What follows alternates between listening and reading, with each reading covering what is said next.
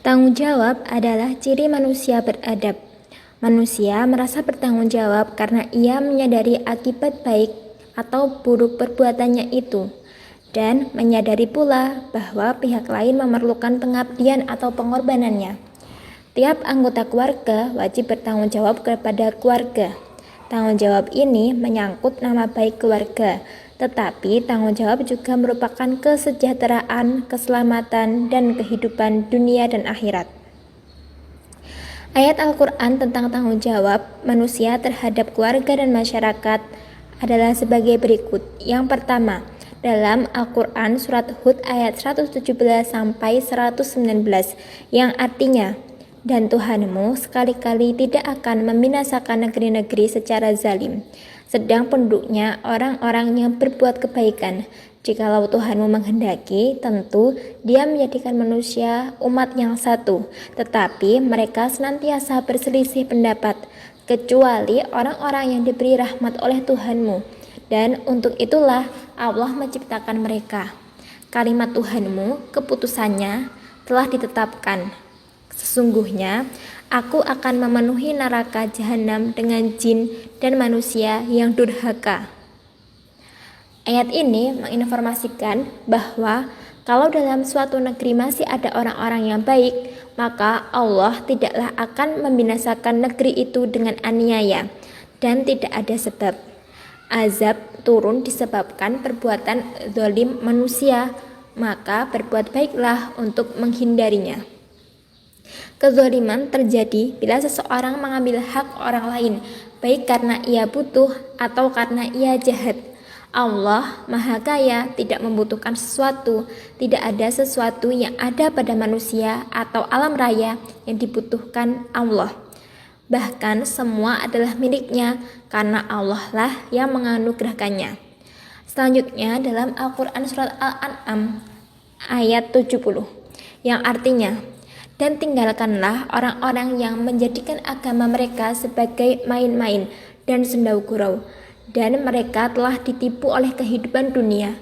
Peringatkanlah mereka dengan Al-Quran itu, agar masing-masing diri tidak dijerumuskan ke dalam neraka, karena perbuatannya sendiri tidak akan ada baginya pelindung dan tidak pula pemberi syafaat selain darinya Allah. Dan jika ia menembus dengan segala macam tebusan pun, niscaya tidak akan diterima itu daripadanya. Mereka itulah orang-orang yang dijerumuskan ke dalam neraka. Bagi mereka disediakan minuman dari air yang sedang mendidih dan azab yang pedih disebabkan kekafiran mereka dahulu. Ayat ini berbicara mengenai keterkaitan dengan ayat sebelumnya, yaitu surat Al-An'am ayat 68-69 yang memerintahkan kepada Nabi Muhammad dan kaum muslimin untuk meninggalkan majelis siapapun yang melecehkan agama. Selanjutnya pada ayat 70 ini Allah melarang Rasulullah agar tidak mengajak duduk berdiskusi dengan orang-orang yang mengejek, mengolok-olok, melecehkan ayat-ayat Allah.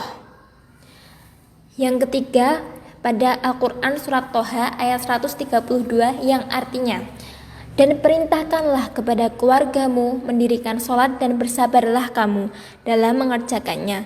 Kami tidak meminta rezeki kepadamu, kamilah yang memberi rezeki kepadamu, dan akibat yang baik itu adalah bagi orang-orang yang bertakwa. Perintah kepada Rasulullah agar mengajak keluarganya untuk menunaikan sholat, saat itu beliau menerima kunjingan dan perkataan dari musuh-musuhnya. Maka dengan adanya melaksanakan sholat akan menguatkan pribadinya. Pengaruh dakwah yang dilakukan Rasulullah akan berdampak lebih besar jika keluarga yang terdekat, anak-anak dan istri-istrinya sholat seperti beliau, sehingga masyarakat akan mencontoh kehidupan Rasulullah.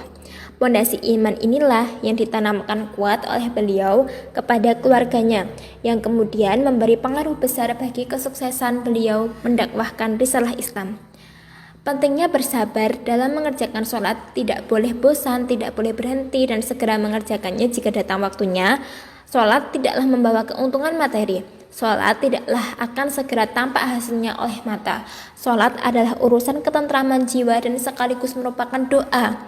Dengan kesabaran melakukan sholat, jiwanya akan tentram dan pikirannya menjadi tenang, sehingga bisa berpikir jernih dan melahirkan semangat juang dan etos kerja yang tinggi.